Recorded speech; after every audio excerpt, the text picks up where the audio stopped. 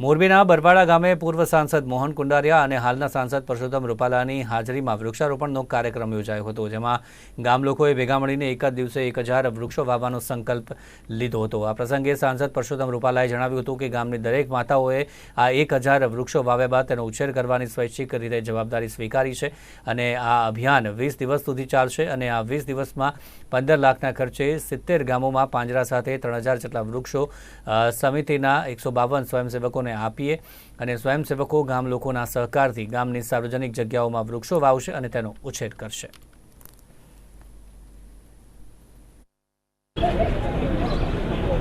મોરબી તાલુકાના બરવાળા ગામે વૃક્ષારોપણના કાર્યક્રમનો એક અનોખો પ્રસંગ યોજાયો। એ પ્રસંગનો સાક્ષી થવાનો મને અવસર મળ્યો। ત્યાં ગયા પછી જાણવા મળ્યું કે ગામ લોકોએ ભેગા મળીને એક જ દિવસે 1000 વૃક્ષોનું વાવેતર કરવાનો સંકલ્પ કર્યો।